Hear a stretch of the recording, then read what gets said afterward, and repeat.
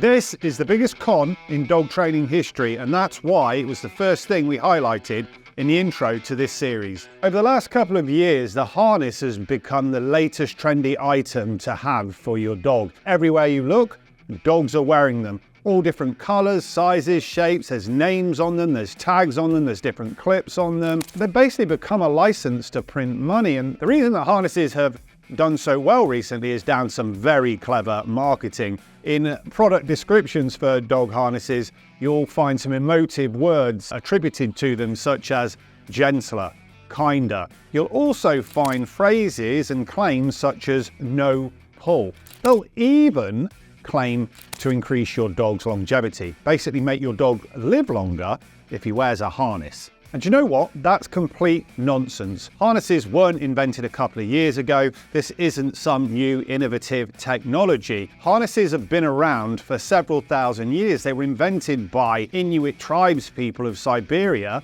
to help their dogs pull. And ever since then, humans have been using harnesses to help dogs work for them, to help dogs be more powerful in their jobs. Initially, as I've just said, pulling sleds for them, maybe even hauling carcasses, dead animals that they've just hunted for. And then through the centuries to more recent times, harnesses have been employed by law enforcement agencies such as the police and the army to make dogs more powerful in protection. Search and rescue teams put harnesses on dogs so the dog can lead the way, can pull towards someone who's lost or hidden. Guide dogs for the blind are put in harnesses so that they can gently lead their owners in the right direction. I know it's gentle, but it's still pulling. And outside of a working role, people for years have been putting harnesses on dogs so that they can pull them when they're running, canicross, or pull them when they're riding a bike. We're not saying that you shouldn't spend 40 of your well-earned English pounds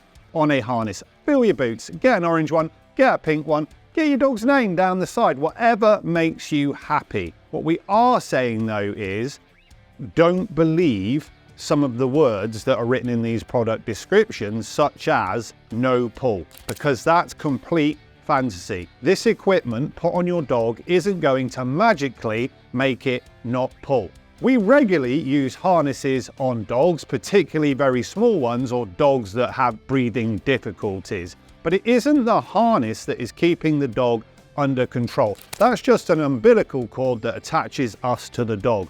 Dogs walk to heel because they've been taught to walk to heel. I think I've pretty much covered everything to do with harnesses then, so let's have a look at Haltis. Here's one I prepared earlier.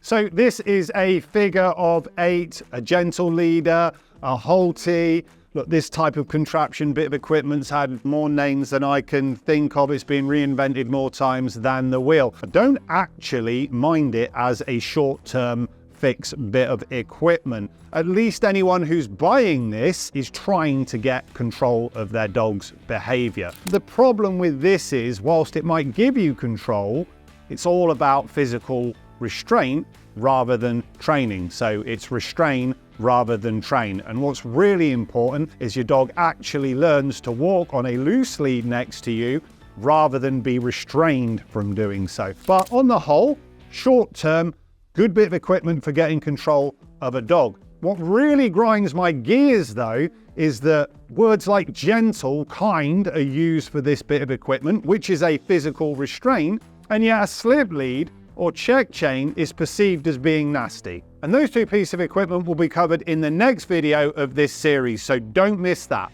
So there you have it, harnesses and Haltis, the full lowdown. Good bits of equipment used in the right way for the right purposes. However, we think your money's better off spent on a good dog trainer in this case, rather than the equipment. Really hope you found the video informative, enjoyable. If so, press the like button. And if you don't want to miss more videos in this equipment series, then hit the subscribe button with notifications switched on.